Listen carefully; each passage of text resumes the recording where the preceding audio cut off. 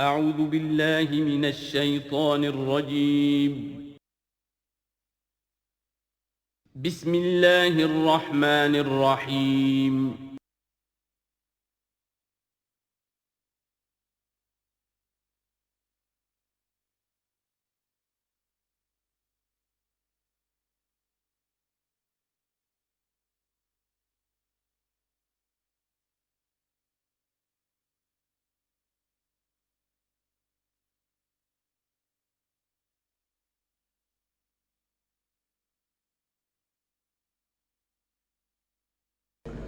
نحمده ونصلي على رسوله الكريم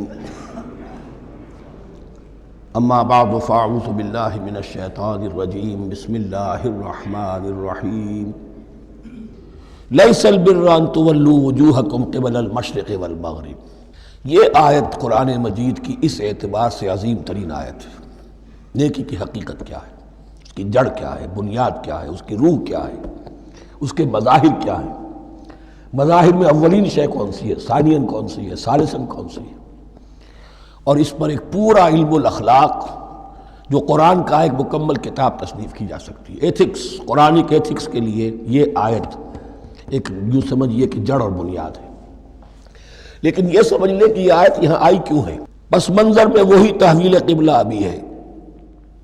تحویل قبلہ کے 4 رکوع 15، 16، 17، 18 یہ تو سالڈ ہے۔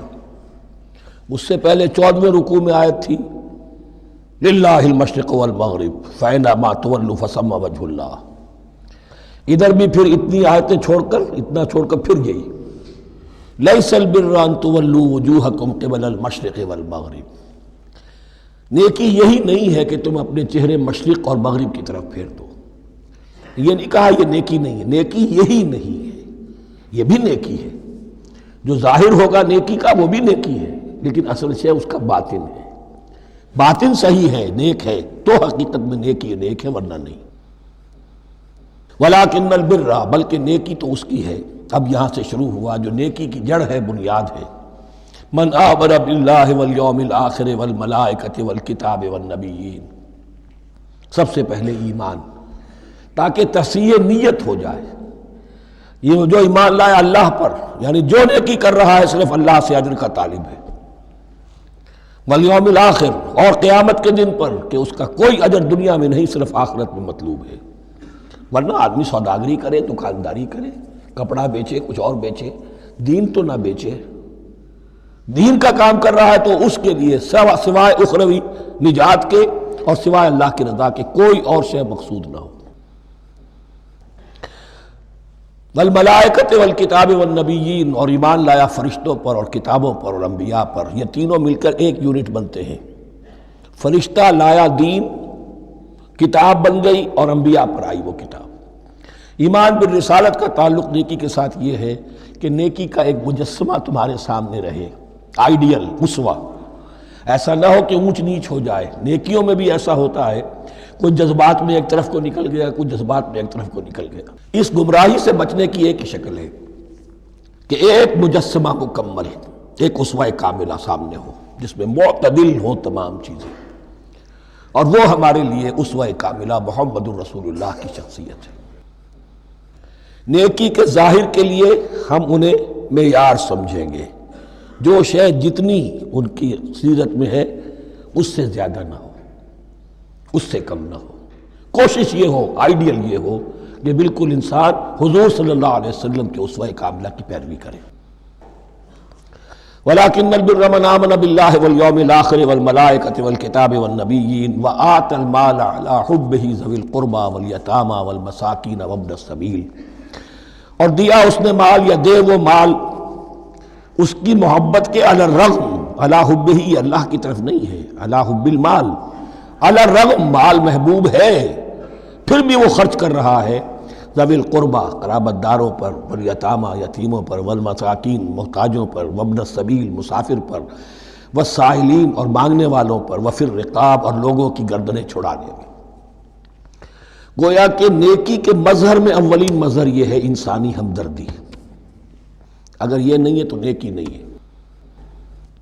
عبادات کے انبار لگے ہوں اور دل میں شقاوت ہو، انسان کو حاجت میں دیکھ کر دل نہ پسیجے، کسی کو تکلیف میں دیکھ کر تجوری کی طرف ہاتھ نہ بڑھے حالانکہ تجوری میں مال موجود ہو، تو وہ دین کی روح سے بالکل خالی ہے۔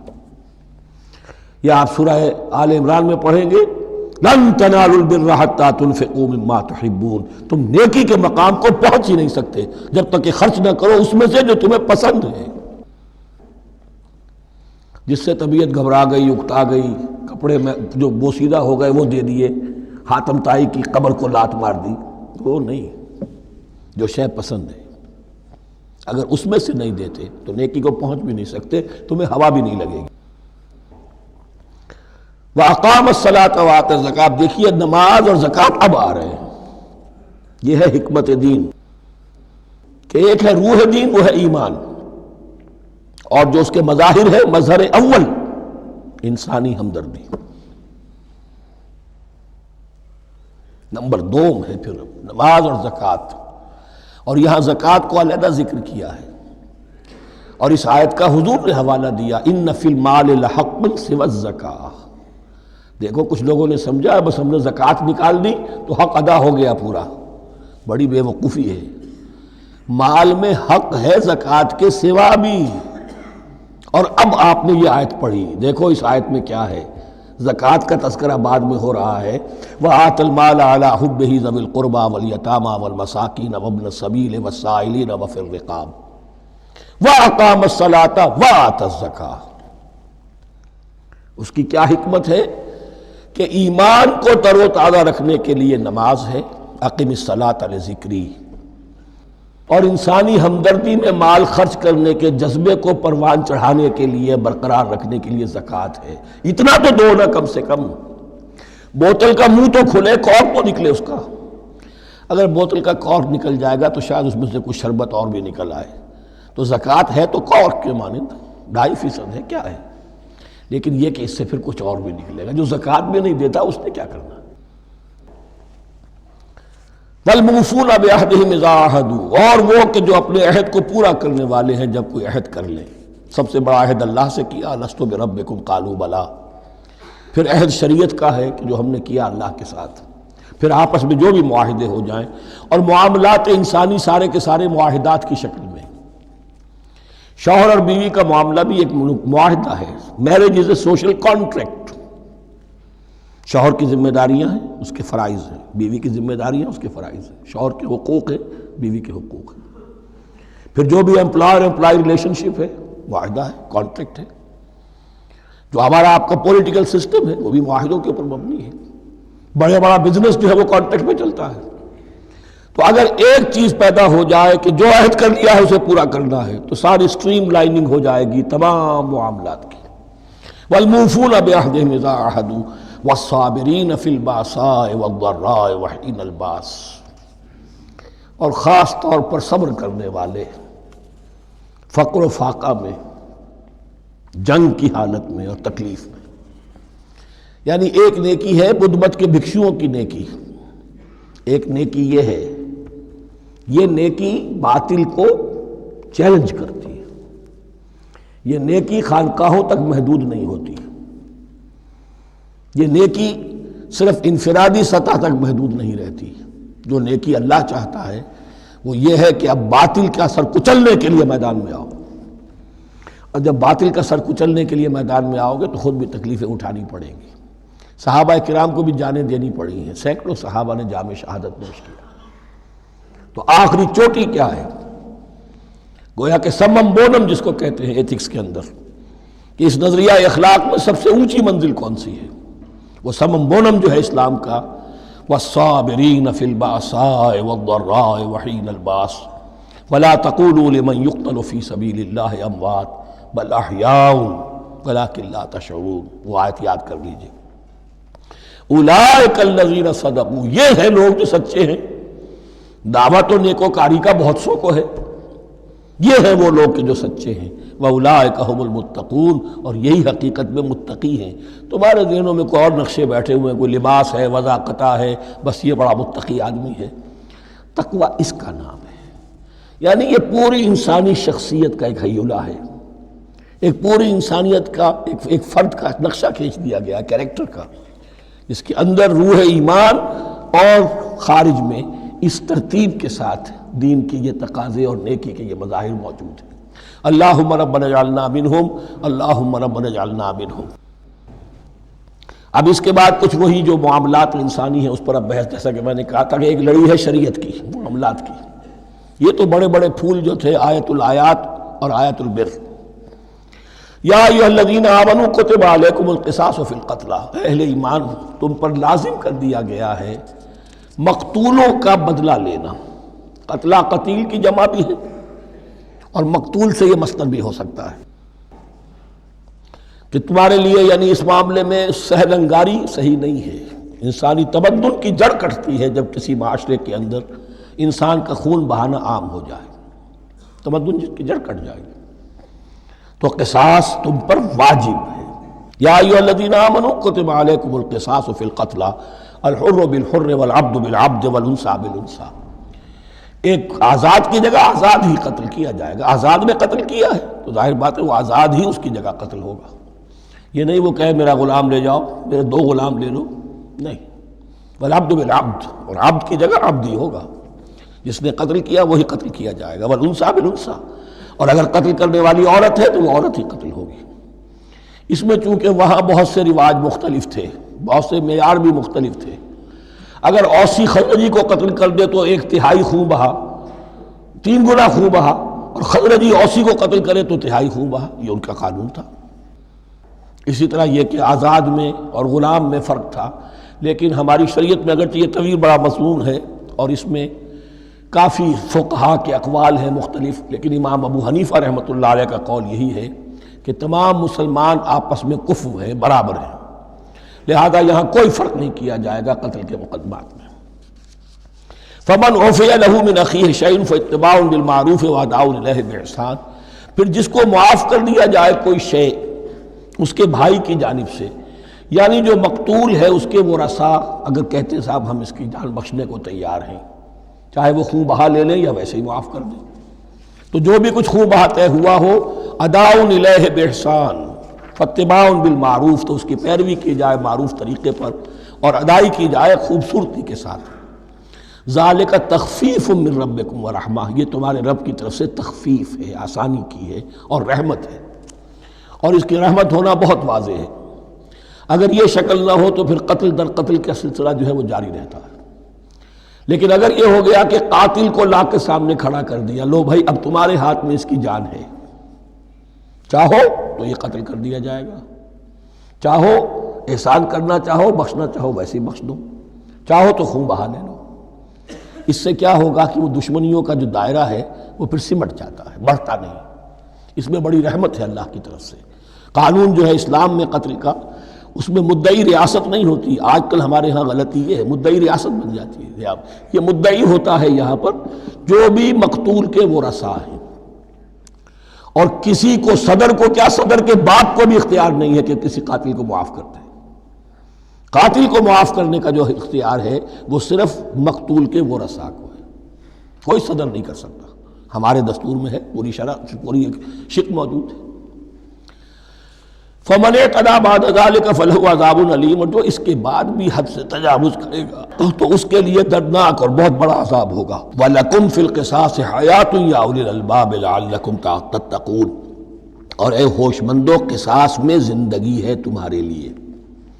ایک روحانی تصور ہے معاف کر دینا اچھا ہے، اسلام بھی کہتا ہے ان تعفوا وتصفحوا وتغفروا فإن اللہ غفور رحیم، لیکن قتل کے مقدمات میں سہل انگاری جو ہے وہ اچھی نہیں ہے، پیروی شدت کے ساتھ ہونی چاہیے تاکہ اس سے آگے قتل کا سلسلہ بند ہو۔ وَلَكُمْ فِي الْقِصَاصِ حَيَاةٌ يَا أُولِي الْأَلْبَابِ لَعَلَّكُمْ تَتَّقُونَ، تاکہ تم بچ سکیں۔ اب کوتبہ علیکم دوبارہ آ گیا۔ یہ کوتبہ کے لفظ کو سمجھ لیجئے، جہاں بھی کوئی شے فرض کی جائے گی، لازم کی جائے گی، وہ کوتبہ ہے۔ اسی لیے شریعت کے لیے قرآن مجید میں جو لفظ ہے الکتاب، الکتاب اس معنی میں کہ اس میں شریعت خداوندی پوری کی پوری موجود ہے۔ کوتبہ علیکم، کوتبہ علیکم اذا حضر احدکم الموت ان ترک خیرا الوصیۃ للوالدین والاقربین بالمعروف، تم پر واجب کر دیا گیا، فرض کر دیا گیا، جب تم میں سے کسی کی موت کا وقت آ جائے، اگر وہ کوئی خیر مال چھوڑ رہا ہو، دولت چھوڑ رہا ہو، تو اس کے لیے فرض کر دیا گیا وصیت کرنا اپنے والدین کے حق میں اور رشتہ داروں کے حق میں انصاف کے ساتھ۔ ابھی چونکہ قانون وراثت نازل نہیں ہوا تھا، یہ ابتدائی قدم اٹھایا گیا۔ وہاں ہوتا یہ تھا جو آج بھی ہندوؤں میں ہوتا ہے، جو مر گیا اس کی ساری جائیداد کا مالک جو ہے بڑا بیٹا، چھوٹے بیٹے بھی نہیں، نہ بیٹیاں نہ بیوی، کچھ نہیں، تو سارا کا سارا مال جو ہڑپ کر جاتے تھے، کسی کو کچھ نہیں۔ یہاں یہ کہ اب پہلا ابتدائی حکم دیا گیا، لیکن یہ آیت منسوخ ہو جائے گی سورہ نساء میں جب پورا قانون وراثت آ گیا، تو اب یہ آیت منسوخ شمار ہوتی ہے۔ ناسخ وہ قانون وراثت ہے جو سورہ نساء کے دوسرے رکوع میں آئے گا۔ البتہ اس کے ایک حصے کو حضور نے باقی رکھا ہے، وہ گویا کہ سنت نے اس کے ایک جز کو برقرار رکھا ہے، اور وہ جز یہ ہے کہ مرنے والا 1/3 اپنے مال کے لیے وصیت کر سکتا ہے کسی کے لیے، 1/3 سے زیادہ نہیں، اور وارث کے لیے وصیت نہیں ہوگی، جس کی وراثت میں حق مقرر ہو چکا ہے اس کے لیے وصیت نہیں ہوگی، وہ غیر وارث کے لیے وصیت ہوگی، کسی دینی ادارے کو دینا چاہے، کسی اور کو دینا چاہے، یتیم کو، بیوہ کو، یتیم خانے کو، ٹھیک ہے، 1/3، 2/3 میں قانون وراثت کی تنفیذ ہوگی لازماً۔ تو اس آیت کا صرف اتنا حصہ باقی رکھا ہے حضور نے صلی اللہ علیہ وسلم۔ حقاً علی المتقین، یہ اللہ کا تقوی رکھنے والوں پر حق ہے، واجب ہے کہ وہ وصیت کریں کہ ہمارے والدین کو یہ مل جائے، فلاں رشتہ دار کو یہ مل جائے، باقی جو ہے جو بھی ورثاء ہیں لے جائیں۔ فمن بدلہ بعد ما سمعہ، تو جس نے بدل دیا اس وصیت کو اس کے بعد کہ اسے سنا تھا، فإنما اسمہ علی الذین یبدلونہ، تو اس کا بوجھ، اس کا گناہ انہی پر آئے گا جو تبدیل کرتے ہیں۔ جو وصیت کرنے والا تھا وہ بری ہے، اس نے صحیح وصیت کی تھی، جس نے بعد میں اس وصیت میں تحریف کی، تبدیلی کی، اس کا وبال، اس کا بوجھ انہی پر آئے گا۔ ان اللہ سمیع علیم، یقینا اللہ سب کچھ سننے والا اور جاننے والا ہے۔ فمن خاف من موص جنفا، اب اگر کسی کو اندیشہ ہوا کہ وصیت کرنے والے نے جانبداری برتی ہے، ٹھیک وصیت نہیں کی ہے، دیانتداری کے ساتھ اس کی رائے یہ ہوئی، او اسمن، یا گناہ اس نے کمایا ہے، فاصلح بینہم، اور اب ان کے مابین صلح کرا دی، ورثاء کو جمع کیا کہ بھائی وراثت تو یہ تھی، ان کی وصیت تھی، لیکن دیکھو اس میں یہ زیادتی والی بات ہے، اگر تم مطمئن ہو جاؤ، متفق ہو جاؤ تو اس میں اتنی تبدیلی کر دی جائے ان کے اتفاق سے، فلا اسم علیہ، تو اس میں کوئی گناہ نہیں ہے، یعنی ایسی نہیں ہے یہ بات کہ اس کو وہ سینکشن اور سینکٹیٹی حاصل ہو گئی ہے، تقدس، کہ اب اس میں کوئی تبدیلی نہیں ہو سکتی۔ باہمی مشورے سے اور اچھے جذبے سے، اصلاح کے جذبے سے وصیت میں تغیر ہو سکتا ہے۔ ان اللہ غفور الرحیم، یقیناً اللہ تعالی بخشنے والا ہے، رحم فرمانے والا۔ اب لڑی آ گئی دوسری عبادت والی، عبادت میں صوم۔ جہاں تک نماز کا ذکر ہے تو وہ تو مکی صورتوں میں اس کا بے تحاشا مرتبہ ذکر موجود ہے، لیکن یہاں جو ہے معاملہ صوم، اس سے پہلے مکی دور میں صوم کا کہیں کوئی تذکرہ ہی نہیں، نہ عربوں میں اس کا رواج تھا۔ یہ لفظ بھی عربی زبان میں تھا گھوڑوں کے لیے، گھوڑے روزہ رکھتے تھے، رکھتے کیا تھے بیچارے، انہیں رکھوایا جاتا تھا، کیونکہ عربوں کا جو معاملہ تھا وہ لوٹ مار، غارت گری، اور اس کے لیے انہیں چاہیے تیز رفتار سواری، جاؤ حملہ کرو، لوٹو مارو اور بھاگو۔ اونٹ جو ان کی فضا اور ان کے ماحول کے لیے مناسب تھا، وہ زیادہ تیز دوڑ نہیں سکتا، اپنی اس ضرورت کے لیے گھوڑا چاہیے تھا۔ گھوڑے میں عرب کا سخت موسم برداشت کرنے کی عادت نہیں، نازک جانور ہے، وہ پیاسا تو نہیں رہ سکتا 7 دن تک جیسے کہ اونٹ رہ سکتا ہے، بھوکا نہیں رہ سکتا، وہ لو کے تھپیڑے نہیں برداشت کر سکتا، لہذا عرب اس کو رکھواتے تھے روزہ، کھانا پینا بند کیا اور اس کے جو ہے منہ کر کے کھڑے ہو گئے جب گرم تیز ہوا چل رہی ہے، خود تو اپنے آپ کو لپیٹ لیا اپنے گھٹنے میں، گھترا کہلاتا ہے وہ جو بھی کپڑا اوپر ہوتا ہے، اور وہ اس گھوڑے کو جو ہے وہ ساری آگ اس پر برس رہی ہے تاکہ اس میں عادت پیدا ہو جائے جھیلنے کی، برداشت کرنے کی، تو جنگ کے موقع پر کہیں یہ دغا نہ دے جائے، اگر یہ ہمت ہار گیا تو اس کا تو کیا کیا جائے گا، تو اصل میں سوار ہے جو مارا گیا۔ یہ روزہ ان کے ہاتھ تھا، لیکن جب حضور آئے مدینے میں تو یہاں یہود میں روزے کا رواج تھا، وہ ایک تو عاشورہ کا روزہ رکھتے تھے، اس لیے کہ وہ تاریخ تھی جس میں کہ نجات ملی تھی بنی اسرائیل کو فرعونیوں سے۔ پہلے یہ کہ ہر مہینے میں 3 روزے، اب اگر 30 کے 30 روزے ایک ہی مہینے میں فرض کر دیے گئے ہوتے اور وہ ہوتے جون جولائی کے تو جان نکل جاتی۔ بہترین تدبیر یہ کی گئی ہر مہینے میں، اور یہ موسم سارے آ رہے ہیں اس میں۔ پھر کچھ عرصے کے بعد یہ رمضان کا روزہ فرض کیا گیا۔ پہلا جو روزہ تھا 3 دن کا، اس میں یہ بھی تھی اجازت کہ جو اگر مسافر نہیں ہے، بیمار بھی نہیں ہے، طاقت رکھتا ہے روزہ رکھنے کی، پھر بھی روزہ نہ رکھے تو اس کا فدیہ یہ ہے کہ 1 مسکین کو کھانا کھلائے۔ علی الاطلاق تھا یہ۔ جب رمضان کے روزے کی فرضیت ہو گئی تو اب یہ فدیہ نہیں ہے، البتہ حضور نے اس کو باقی رکھا ایسے شخص کے لیے جو بہت بوڑھا ہے، یا کوئی خاتون بہت بوڑھی ہے برداشت نہیں کر سکتی، یا کوئی بیمار ہے، کسی سخت ایسی بیماری میں ہے کہ روزہ اس کے لیے جان کے لیے ہلاکت کا اندیشہ ہو سکتا ہے، اس کے لیے فدیہ برقرار رکھا۔ عام طور پر صحت مند شخص جو مسافر بھی نہ ہو اس کے لیے یہ رعایت ختم ہو گئی۔ یہ ہے ان آیات کی تعبیر جس پر میں پہنچا ہوں، اور بہت پہلے پہنچ گیا تھا، لیکن چونکہ اکثر مفسرین نے یہ بات نہیں لکھی ہے تو میں جھجکتا رہا، لیکن بعد میں مجھے معلوم ہوا کہ مولانا انور شاہ کاشمیری رحمۃ اللہ علیہ کی رائے یہی ہے، تو مجھے اعتماد ہو گیا۔ اور پھر مجھے اس کا ذکر جو ہے یہ تفسیر کبیر میں امام راضی کے ہاں بھی مل گیا کہ متقدمین کے ہاں یہ رائے موجود تھی کہ پہلی 2 آیتیں جو ہیں اس روزے سے متعلق، یہ رمضان کے روزے سے متعلق نہیں ہیں، بلکہ وہ 3 ہر مہینے کی 13، 14 اور 15 ایام 20 کے روزے حضور نے بعد بھی رکھے ہیں نفلاً، لیکن شروع میں یہ 3 روزے رکھنے کا حکم دیا گیا تھا۔ پہلی 2 آیتیں اس 6 آیتوں پر مشتمل رکوع، اور یہ ایک عجیب مقام ہے۔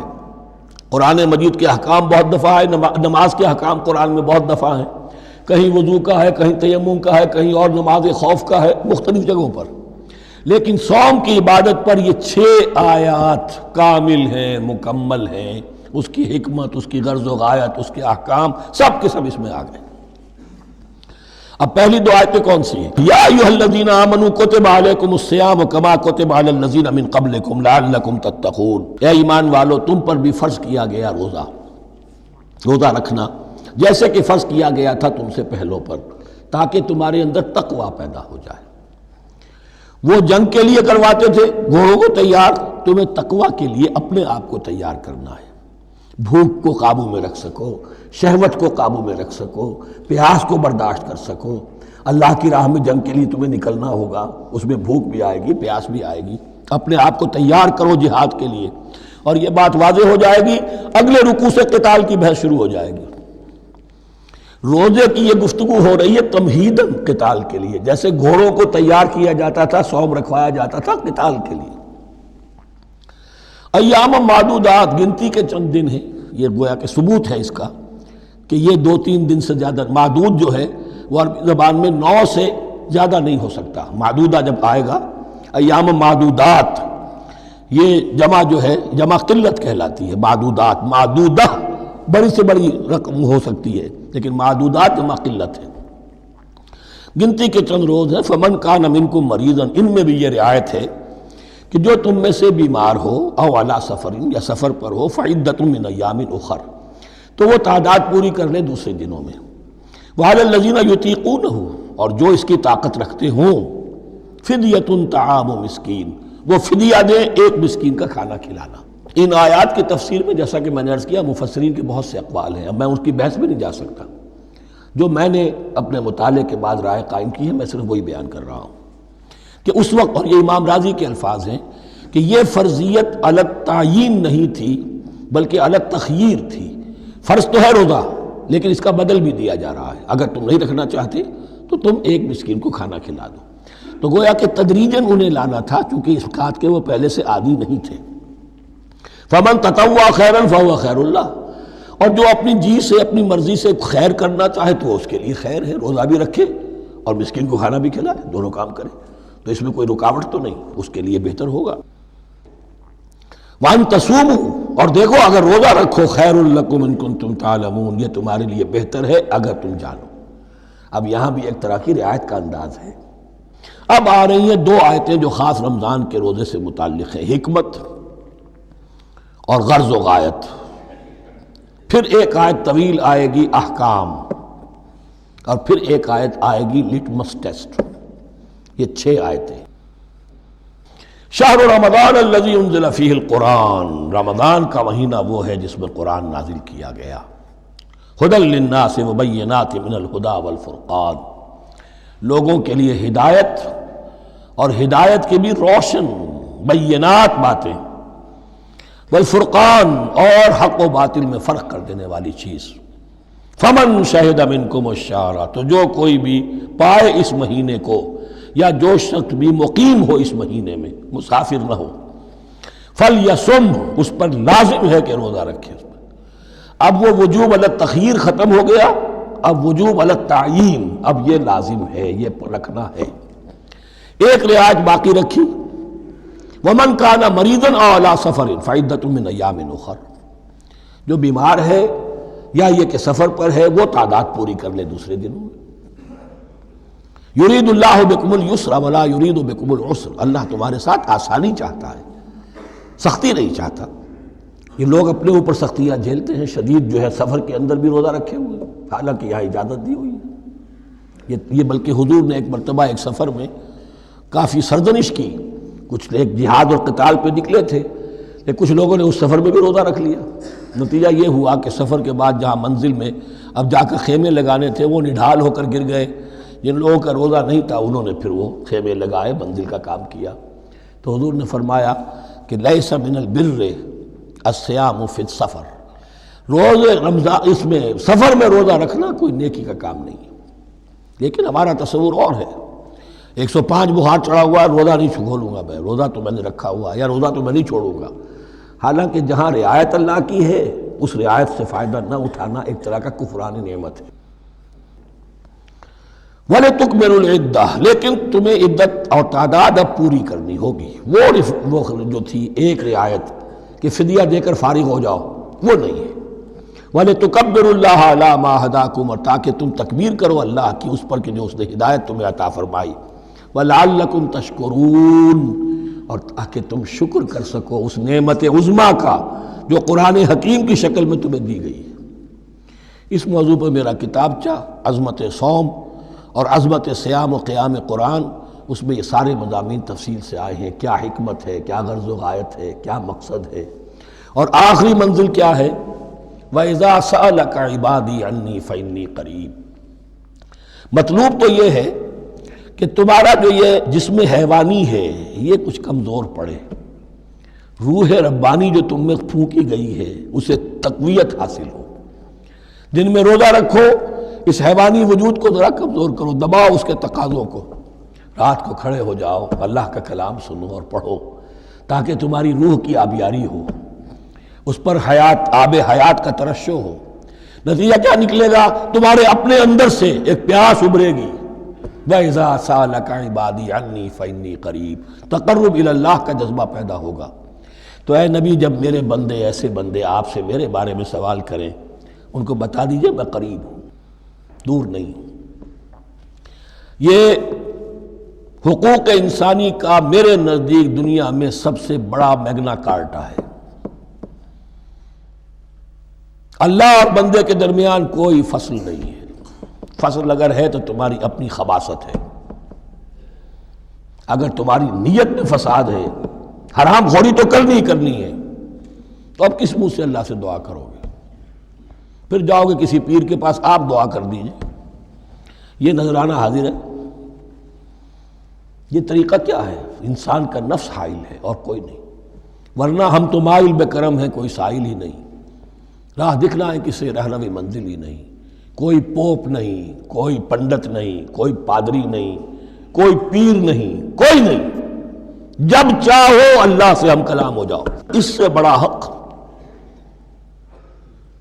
کیوں خالق و مخلوق میں حائل رہے پردے، پیران کلیسا کو کلیسا سے اٹھا دو، میرا ہر بندہ جب چاہے جہاں چاہے مجھ سے ہم کلام ہو جائے۔ ہاں شرط ہے اس کی، وہ شرط آگے آ رہی ہے، اجیب دعوت الداعی اذا دعان، میں تو ہر پکارنے والے کی پکار سنتا ہوں، اور سنتا نہیں جواب دیتا ہوں، اور صرف جواب نہیں دیتا، قبول کرتا ہوں۔ اجابت میں یہ تینوں چیزیں موجود ہیں۔ اور اذا دعان، جہاں مجھے پکارے جب پکارے، there and then میں موجود ہوں، لیکن شرط کیا ہے؟ فَلْيَسْتَجِيبُوا لِي، انہیں بھی تو میرا کہنا ماننا چاہیے، یہ یک طرفہ بات نہیں ہوگی۔ فاذکرونی اذکرکم، تم مجھے یاد رکھو گے تو میں تمہیں یاد رکھوں گا۔ یہ دو طرفہ معاملہ ہے، تم شکر کرو گے میں تمہاری قدردانی کروں گا، تم میری طرف چل کر آؤ گے میں بھاگ کر آؤں گا، تم بارش برآؤ گے میں ہاتھ بڑھاؤں گا، لیکن تم رخ موڑ لو گے ہم بھی رخ موڑ لیں گے۔ ہماری تو غرض نہیں ہے، غرض ہے تو تمہاری ہے۔ تم رجوع کرو گے ہم بھی رجوع کر لیں گے، تم توبہ کرو گے ہم اپنی نظر کرم پھر تمہاری طرف متوجہ کر دیں گے۔ لیکن ہر چیز ان تنصر اللہ ینصرکم، اللہ کی مدد کرو گے تو اللہ تمہاری مدد کرے گا۔ تمہاری دوستیاں ہو، پینگے بڑھا رہے ہو اللہ کے دشمنوں کے ساتھ، ساز باز ہو اللہ کے دشمنوں کے ساتھ، اور کھڑے ہو جاؤ قنوت نازلہ میں اللہ سے مدد مانگنے کے لیے، تم سے بڑا بے وقوف کون ہوگا؟ پہلے اللہ کی طرف رخ تو کرو، اللہ سے اپنا معاملہ درست کرو۔ ہاں اس میں کوئی یہ شرط نہیں ہے کہ پہلے ولی کامل اس وقت توبہ کرو خلوص نیت سے اور سارے پردے ہٹ جائیں گے، لیکن خلوص نیت کے ساتھ توبہ۔ وَإِذَا سَأَلَكَ عِبَادِي عَنِّي فَإِنِّي قَرِيبٌ أُجِيبُ دَعْوَةَ الدَّاعِ إِذَا دَعَانِ فَلْيَسْتَجِيبُوا لِي وَلْيُؤْمِنُوا بِي لَعَلَّهُمْ يَرْشُدُونَ أُحِلَّ لَكُمْ لَيْلَةَ الصِّيَامِ الرَّفَثُ إِلَىٰ نِسَائِكُمْ۔ اب یہ ہے احکام کی آیت، بڑی طویل ہے، کیونکہ یہود کے ہاں شریعت میں روزہ جو ہے شروع ہو جاتا تھا شام کو ہی، اور رات بھی روزے میں شامل تھی، تو تعلق زن و شو بھی نہیں ہو سکتا، اور کوئی سحری وحری کا تصور نہیں تھا، جیسے ہی سوئے رات شروع روزہ شروع، اب اگلے دن تک غروب آفتاب تک روزہ رہے گا۔ ہمارے ہاں روزے میں نرمی کی گئی ہے، ایک تو یہ کہ رات کو اس سے خارج کر دیا، روزہ دن کا ہے، اور رات کے وقت تعلق زن و شو بھی ہے، کھانا پینا بھی ہے، جو پابندیاں روزے کی ہیں وہ سب اٹھ گئی۔ لیکن ہو یہ رہا تھا کہ لوگ سمجھ رہے تھے کہ شاید وہی جو احکام ہیں یہود کے ہاں شاید وہی ہمارے ہاں بھی ہیں، اس لیے وہ ایسا بھی ہوتا تھا اپنے جذبات میں بیویوں سے مقاربت کرتے تھے، لیکن دل میں سمجھتے تھے کہ ہم نے غلط کام کیا ہے۔ یہاں اب ان کو اطمینان دلایا جا رہا کہ نہیں، احل لکم لیلۃ الصیام الرفث الی نسائکم، حلال کر دیا گیا ہے تمہارے لیے روزے کی راتوں میں اپنی بیویوں کے پاس جانا۔ ہن لباس لکم وانتم لباس لہن، وہ پوشاک ہے تمہارے لیے، تم پوشاک ہو ان کے لیے۔ بڑا بلیغ کنایا ہے یہ، جیسے لباس میں اور جسم میں کوئی پردہ نہیں ہے، لباس ہی تو پردہ ہے نا، لباس میں اور جسم میں تو کوئی پردہ نہیں، ایسے ہی بیوی میں اور شوہر میں کوئی پردہ نہیں۔ ہن لباس لکم وانتم لباس لہن۔ ویسے بھی انسان کے اخلاق کی حفاظت کرنے والی، مرد کے اخلاق کی حفاظت کرنے والی بیوی ہے، بیوی کے اخلاق کی حفاظت کرنے والا مرد ہے۔ وہ مجھے اقبال کا شعر یاد آ رہا تھا، تعلیم نئی ہو کہ پرانی، نسوانیت زن کا نگہباں ہے فقط مرد، نہ پردہ نہ تعلیم نئی ہو کہ پرانی، نسوانیت زن کا نگہباں ہے فقط مرد۔ بہرحال ایک دونوں کے لیے وہ ایک ضرورت بھی ہے، ان کی پردہ پوشی بھی کرتے ہیں ایک دوسرے کی، اور اس طریقے سے لباس کی جو ہے اس میں کنایا کیا گیا۔ علم اللہ انکم کنتم تختانون انفسکم، اللہ کے علم میں ہے کہ تم اپنے آپ کے ساتھ خیانت کر رہے تھے، ایک کام کر رہے تھے جو گناہ نہیں ہے، لیکن تم سمجھتے تھے گناہ ہے، تو اپنے آپ سے خیانت ہو گئی کہ نہیں؟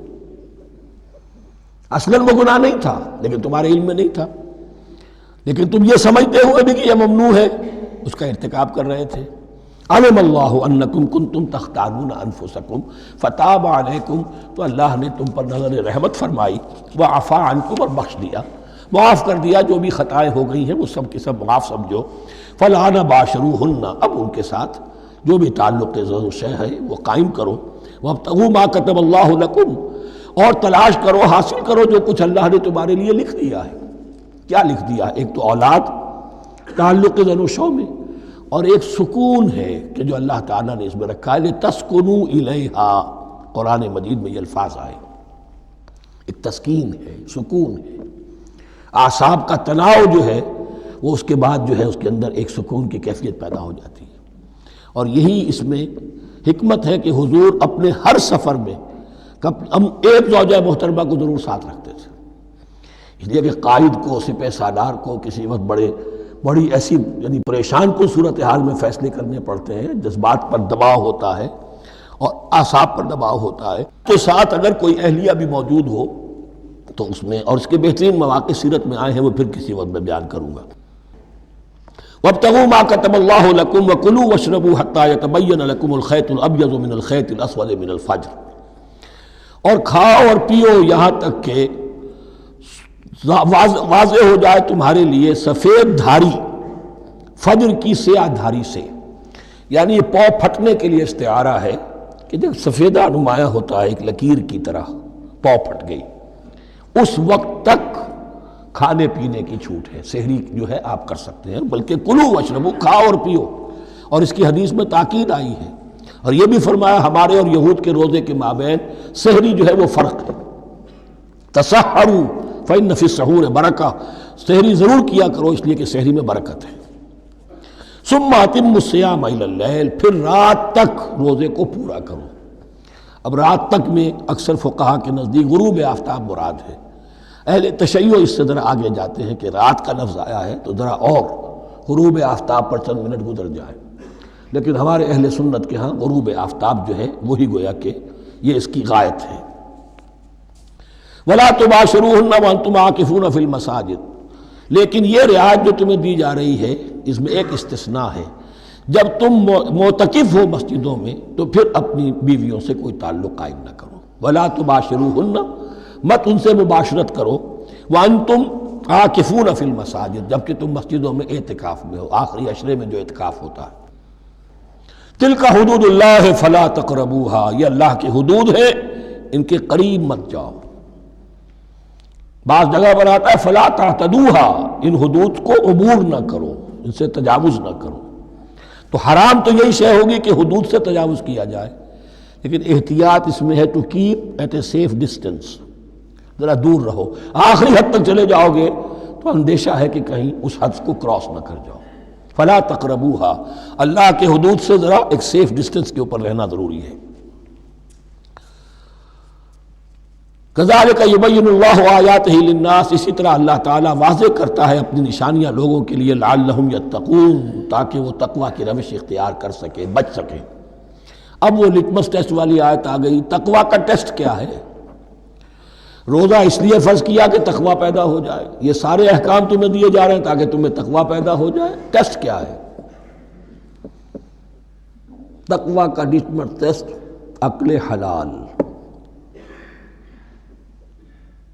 یہ نہیں ہے کوئی نیکی نہیں۔ وَلَا تَأْكُلُوا أَمْوَالَكُمْ بَيْنَكُمْ بِالْبَاطِلِ، اپنے مال آپس میں باطل طریقوں سے ہڑپ نہ کرو۔ وَتُدْلُوا بِهَا إِلَى الْحُكَّامِ، اور اپنے مال کو ذریعہ نہ بناؤ حکام تک پہنچنے کا۔ لِتَأْكُلُوا فَرِيقًا مِنْ أَمْوَالِ النَّاسِ بِالْإِثْمِ، تاکہ تم لوگوں کے مال کو ہڑپ کر سکو گناہ کے ساتھ، وَأَنْتُمْ تَعْلَمُونَ، اور تم اس کو جانتے بوجھتے کر رہے ہو۔ جو شخص اس معیار سے تو اس سے باز آ گیا وہ ہے متقی۔ یہ لسٹ میں ٹیسٹ ہے، ورنہ نمازوں کی تعداد، روزوں کی تعداد اور حرام کھانا تو تقویٰ نہیں۔ یہ میں حیران ہوتا ہوں کہ اب اس پر کبھی غور نہیں کیا ہے لوگوں نے کہ یہ آیت کہاں سے آ گئی درمیان میں۔ روزے کے احکام اور اس کے بعد قتال کے احکام بھی شروع ہوں گے، حج کے احکام شروع ہوں گے، یہ بیچ میں آیت۔ واقعہ یہ ہے کہ جیسے روزے کی حکمت کا نقطہ عروج کیا ہے، وَإِذَا سَأَلَكَ عِبَادِي عَنِّي فَإِنِّي قَرِيبٌ، روح انسانی میں ایک طلب پیدا ہو جائے تقرب اللہ کی۔ اسی طرح احکام صوم میں جو کلائمیکس ہے وہ یہ ہے، وَلَا تَأْكُلُوا أَمْوَالَكُمْ بَيْنَكُمْ بِالْبَاطِلِ وَتُدْلُوا بِهَا إِلَى الْحُكَّامِ لِتَأْكُلُوا فَرِيقًا مِنْ أَمْوَالِ النَّاسِ بِالْإِثْمِ وَأَنْتُمْ تَعْلَمُونَ۔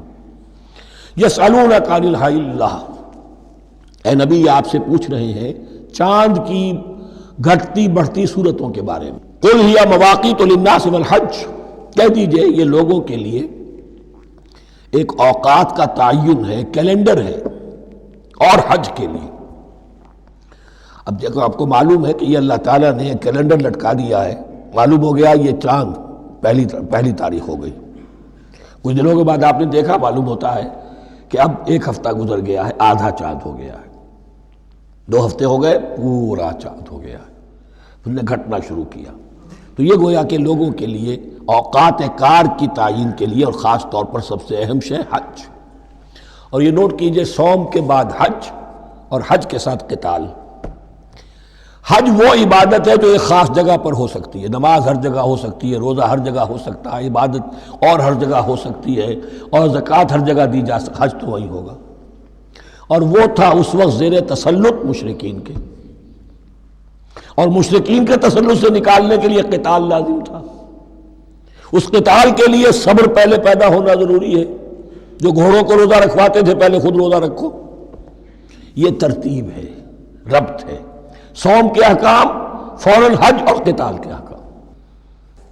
یسألونک عن الأہلة قل هی مواقیت للناس والحج ولیس البر بأن تأتوا البیوت من ظہورها ولکن البر من اتقی۔ اور یہ کوئی نیکی نہیں ہے کہ تم گھروں میں ان کی پشت پر سے داخل ہو، بلکہ نیکی تو اس کی ہے جس میں تقوی ہے۔ یہ اصل میں ان کے ہاں ایک رواج تھا، کیونکہ حج تو ہو رہا تھا ایام جاہلیت میں بھی، اس کے مناسک کی بگڑی ہوئی شکلیں بھی موجود تھیں، کچھ ترمیمیں انہوں نے کر دی تھی، لیکن حج تو تھا ان کا۔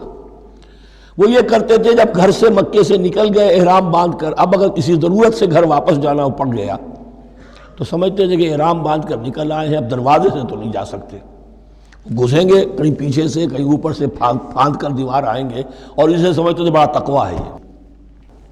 فرمایا یہ کوئی نیکی کی بات نہیں، یہ سرے سے نیکی نہیں۔ ولیس البر، یہ ہرگز نیکی نہیں ہے ان تأتوا البیوت من ظہورها کہ تم ان کے تم گھروں میں داخل ہو ان کے پچھواڑے سے، ولکن البر من اتقی۔ اب یہاں اس پوری آیت کو ذہن میں رکھ لیجئے، آیت البر کے آخر میں لفظ تھا اولئک هم المتقون ولکن البر من اتقی۔ گویا کہ وہ پورا تصور جو ہے یہاں پر جو آیا بر میں آ چکا ہے، اس کو اس لفظ کے حوالے سے اس پورے تصور کو پھر آپ کے ذہن میں تازہ کر دیا۔ وَأْتُوا الْبُيُوتَ مِنْ أَبْوَابِهَا، گھروں میں داخل ہو ان کے دروازوں سے، وَاتَّقُوا اللَّهَ لَعَلَّكُمْ تُفْلِحُونَ، اور اللہ کا تقوی اختیار کرو تاکہ تم فلاح پاؤ۔ وَقَاتِلُوا فِي سَبِيلِ اللَّهِ الَّذِينَ يُقَاتِلُونَكُمْ، لیجئے قتال آ گیا۔ اب یہ تیسری کڑی آ گئی نا، ایک لڑی عبادات کی، ایک لڑی معاملات کی، ایک لڑی انفاق کی، ایک لڑی قتال کی، یہ چوتھی کڑی ہے۔ وَقَاتِلُوا فِي سَبِيلِ اللَّهِ الَّذِينَ يُقَاتِلُونَ، اللہ قتال کرو اللہ کی راہ میں ان سے جو تم سے قتال کر رہے ہیں۔ وَلَا تَعْتَدُوا، لیکن حد سے تجاوز نہ کرو۔ إِنَّ اللَّهَ لَا يُحِبُّ الْمُعْتَدِينَ، اللہ تعالی حد سے تجاوز کرنے والوں کو پسند نہیں کرتا۔ وَاقْتُلُوهُمْ حَيْثُ ثَقِفْتُمُوهُمْ، انہیں قتل کرو جہاں بھی پاؤ۔ وَأَخْرِجُوهُمْ مِنْ حَيْثُ أَخْرَجُوكُمْ، اور نکالو انہیں وہاں سے جہاں سے انہوں نے تمہیں نکالا ہے۔ مہاجرین کہاں سے نکالے گئے تھے؟ مکے سے۔ محمد الرسول اللہ پر وہاں پر حیات تنگ کر دی گئی تھی، قافیہ تنگ کر دیا گیا تھا، تبھی تو آپ نے ہجرت کی۔ نکالو انہیں وہاں سے جہاں سے انہوں نے تمہیں نکالا ہے۔ والفتنة اشد من القتل، اور یہ خیال نہ رہے کہ قتل اور خون ریزی جو ہے تو بری بات ہے، فتنہ اس سے بھی زیادہ بری بات ہے۔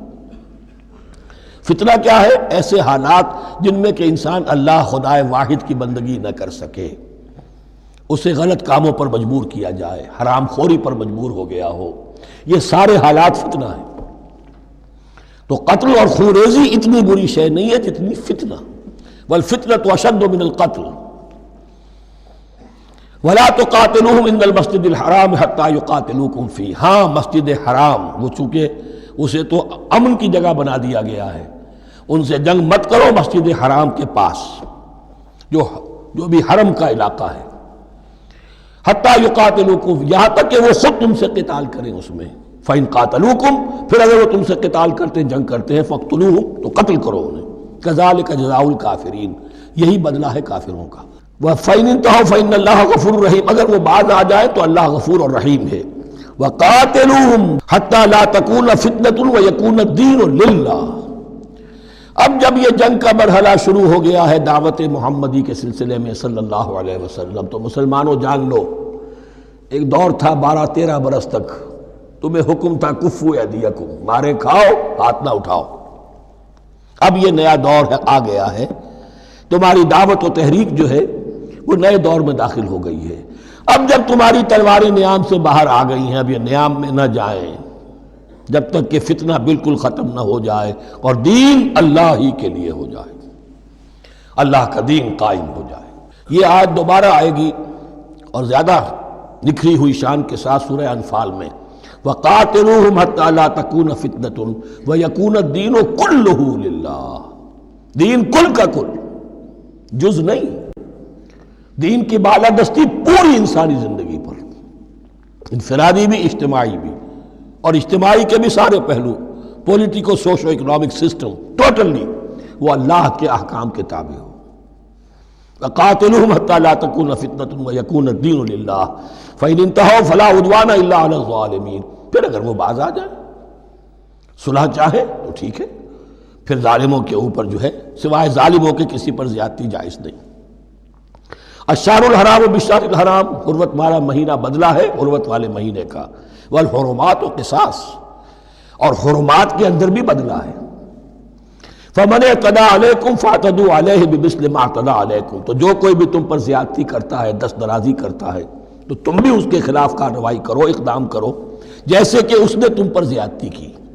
وَاتَّقُوا اللَّهَ، اور اللہ کا تقوی اختیار کرو، وَاعْلَمُوا أَنَّ اللَّهَ مَعَ الْمُتَّقِينَ، اور یہ جان لو کہ اللہ ساتھ ہے متقیوں کے، یعنی اللہ کی تائید، نصرت، اس کی مدد آئے گی اہل تقوی کے۔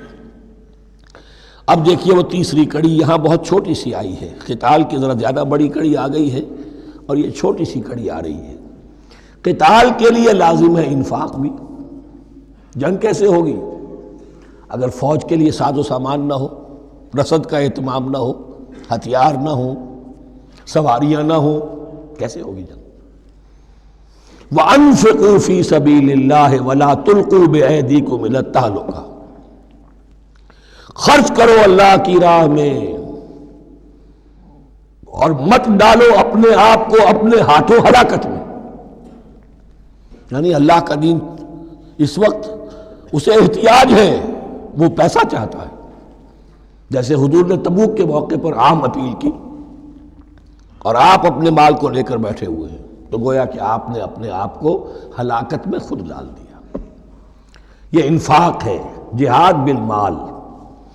وَأَنفِقُوا فِي سَبِيلِ اللَّهِ وَلَا تُلْقُوا بِأَيْدِيكُمْ إِلَى التَّهْلُكَةِ وَأَحْسِنُوا إِنَّ اللَّهَ يُحِبُّ الْمُحْسِنِينَ، اور احسان کی روش اختیار کرو، دین کے اندر بھی خوبصورتی پیدا کرو، دین میں بہتر سے بہتر مقام حاصل کرنے کی کوشش کرو۔ ہمارا معاملہ کیا، دنیا میں آگے سے آگے اور دین میں پیچھے سے پیچھے۔ دین میں یہ دیکھیں گے اس سے کم پر گزارا ہو سکتا ہو، کوئی اور شے ہو کہ جس میں اس سے کم سے بھی بات پوری ہو جائے، دین میں یہ ہوگا، اور دنیا میں آگے سے آگے ہے جستجو کہ خوب سے ہے خوب تر کہاں۔ تو اگر یہ جستجو دنیا میں ہے، اس سے بڑھ کر دین میں ہونی چاہیے۔ فاستبقوا الخیرات، نیکیوں میں ایک دوسرے پر بازی لے جانے کی کوشش کرو۔ وَأَنفِقُوا فِي سَبِيلِ اللَّهِ وَلَا تُلْقُوا بِأَيْدِيكُمْ إِلَى التَّهْلُكَةِ وَأَحْسِنُوا، اور احسان کی روش اختیار کرو۔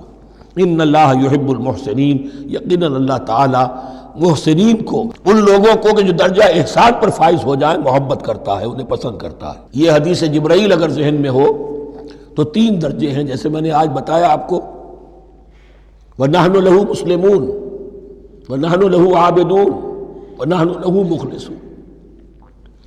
3 درجے دوسرے ہیں، اسلام، ایمان، احسان۔ اخبرنی عن الاسلام، اخبرنی عن الایمان، اخبرنی عن الاحسان۔ احسان کیا ہے؟ ان تعبد اللہ کانک تراہ فإن لم تکن تراہ فإنہ یراک۔ یہ سارے کام جو دین کے لیے کیے جا رہے ہوں، عبادت ہے، جہاد ہے، قتال ہے، ایسی کیفیت میں، ایسے اخلاص کے ساتھ، گویا کہ تم اپنی آنکھوں سے اللہ کو دیکھ رہے ہو، اور اگر تم اللہ کو نہیں دیکھ رہے تو کم سے کم یہ کیفیت تو تمہاری ہو جائے کہ تمہیں مستحضر رہے کہ اللہ تمہیں دیکھ رہا ہے۔ یہ احسان ہے۔ وَأَحْسِنُوا، عام طور پر اس کا ترجمہ اس انداز میں نہیں کیا گیا ہے، اس کو اچھی طرح سمجھ لیجئے، ویسے یہ مضمون کھل کر آئے گا سورہ مائدہ میں۔ ان اللہ یحب المحسنین، یقیناً اللہ تعالیٰ محسنین کو پسند کرتا ہے۔ وَأَتِمُّوا الْحَجَّ وَالْعُمْرَةَ لِلَّهِ، اور حج اور عمرہ مکمل کرو اللہ کے لیے۔ جو عمرے کے لیے احرام تو باندھ لیا جائے گا مدینے سے 7 میل باہر نکل کر ہی، حج مکمل تو ہوگا جب طواف بھی ہوگا، وقوف عرفہ بھی ہوگا، سارے اس کے جو بھی مناسک ادا کیے جائیں گے، لیکن یہ کہ جو شخص بھی نیت کر لے حج کی یا عمرے کی تو پھر اسے مناسب کو مکمل کرنا چاہیے، کوئی کمی نہ رہے۔ فَإِنْ أُحْصِرْتُمْ، اگر تمہیں گھیر لیا جائے، روک دیا جائے، جیسے کہ سن 6 میں ہو گیا، صلح حدیبیہ کرنی پڑی، مشرکین مکہ اڑ گئے، نہیں داخل ہونے دیں گے۔ اگر تمہارا گھراؤ ہو جائے فمستیسر من الہدی، تو جو بھی تم قربانی پیش کر سکو پیش کر دو۔ یہ دم احصار کہلاتا ہے کہ چونکہ اب ہم آگے نہیں جا سکتے، یہی ہمیں احرام کھولنا پڑ رہا ہے، تو دم احصار، یہ خون، یہ جو جانور اللہ کے نام پر ہم دے رہے ہیں، یہ اس کی ایک طرح کا کفارہ ہے۔ وَلَا تَحْلِقُوا رُؤُوسَكُمْ حَتَّى يَبْلُغَ الْهَدْيُ مَحِلَّهُ، اور اپنے سر اس وقت تک نہ مونڈو جب تک کہ وہ ہدی کا جانور جو ہے وہ محل تک، یعنی جو بیت الماء جہاں پر جا کر ذبح ہونا ہے وہاں پہنچ نہ جائے۔ جانور تو آپ نے بھیج دیے اور وہ رکاوٹ نہیں ڈالیں گے، اس لیے کہ ان کا گوشت تو ان کو کھانے کو ملے گا، لہذا جانور، لیکن یہ اندازہ کر لو کہ اب اتنا وقت گزر گیا ہے کہ وہ ہدی قربانی کا جانور جو ہے وہ پہنچ گیا ہوگا، ہدیم بالغ الکعبہ، وہ وہاں پر اس کی اپنے مقام پر پہنچ گیا۔ فمن کان منکم مریضا او بہ اذی من راسہ، تو جو کوئی بھی تم میں سے ہو بیمار یا اس کے سر میں کوئی تکلیف ہو، کوئی زخم ہو، اور اس کی وجہ سے یہ ہے کہ وہ حجامت کرانی ضروری ہو جائے، بال کاٹنے ضروری ہو جائیں، ففدیۃ من صیام او صدقۃ او نسک، تو پھر فدیہ دینا پڑے گا۔ اگر اس ہدی کے جانور کے کعبے تک پہنچنے سے پہلے تمہیں اپنے بال کاٹنے پڑے، حجامت کرانی پڑی، تو فدیہ ہوگا۔ یہ جو ہے دم جنایت کہلاتا ہے، یعنی ایک جو کمی رہ گئی ہے اس کی تلافی کے لیے۔ وہ صیام بھی ہے، روزے 3 دن کے، او صدقۃ او نسک، یا پھر یہ ہے کہ کوئی قربانی ہے، ایک جانور قربان کیا جائے، دم جنایت اس کو کہتے ہیں، یا صدقہ کیا جائے، 6 افراد کو کھانا کھلایا جائے۔ فَإِذَا أَمِنْتُمْ، پھر جب تمہیں امن حاصل ہو اور تم سیدھے جا سکتے ہو، بیت اللہ پہنچ سکتے ہو، فَمَنْ تَمَتَّعَ بِالْعُمْرَةِ إِلَى الْحَجِّ فَمَا اسْتَيْسَرَ مِنَ الْهَدْيِ، تو جو کوئی بھی فائدہ اٹھائے عمرے سے حج سے قبل، فَمَا اسْتَيْسَرَ مِنَ الْهَدْيِ، تو وہ ایک اور قربانی پیش کرے جو بھی اسے میسر ہو۔ اب یہ سمجھ لیجئے کہ حضور کی بعثت سے پہلے عرب میں رواج یہ تھا کہ ایک سفر میں حج بھی کرنا، عمرہ بھی کرنا ان کے نزدیک حرام تھا، یہ توہین تھی کعبے کی۔ حج کے لیے 3 مہینے، شوال، ذوالقعدہ، ذوالحج، اور رجب کا مہینہ ان کے ہاں طے تھا عمرے کے لیے۔ عمرے کے لیے علیحدہ سفر کرو، اس کے لیے علیحدہ سفر کرو۔ لیکن شریعت محمدی میں جو آسانیاں کی گئی ہیں وہ یہ ہیں کہ ایک شخص، اور چونکہ اس ملت کو پھیلنا تھا بہت طویل علاقے پر، لوگوں کے لیے سفر آسان تو نہیں تھا، تو آپ ایسا کر سکتے ہیں کہ آپ جائیں اور عمرہ بھی کر لیں، حج بھی کر لیں۔ ایک شکل یہ ہے کہ عمرہ کیا، احرام کھول دیا، اور پھر حج کا وقت آیا 8ویں ذی الحج کو، تو پھر احرام باندھا، وہ حج کا احرام ہو گیا، اسے کہتے ہیں تمتع۔ ایک یہ ہے کہ حج کے لیے احرام باندھا تھا، جاتے ہی عمرہ بھی کر لیا لیکن احرام کھولا نہیں، اسی احرام میں جاری رکھ کر اسے، اور اسی میں حج بھی کر لیا، یہ قران کہلاتا ہے، جمع کر دیا ایک ہی احرام میں عمرے کو بھی اور حج کو بھی۔ ایک افراد کہلاتا ہے، بس ایک کے لیے صرف حج کا معاملہ ہو شروع سے۔ تو یہاں تمتع کی جو ہمیں اجازت دی گئی ہے اس کے لیے، جسے دم شکر کہتے ہیں حضرت امام ابو حنیفہ، یہ شکرانہ ہے کہ ہم ایک قربانی دیں۔ لیکن امام شافعی کے نزدیک یہ بھی دم جنایت ہے، یہ بھی جبر ہے، چنانچہ امام ابو حنیفہ کے نزدیک یہ قربانی جو دی جاتی ہے اس کا گوشت قربانی دینے والا بھی کھا سکتا ہے 1/3 کے درجے میں، لیکن امام شافعی کے نزدیک نہیں، یہ ایک صدقے کے اور اس کے دم جنایت کے قریب کی شے ہے، اس کا گوشت جو ہے قربانی دینے والا خود نہیں کھا سکتا۔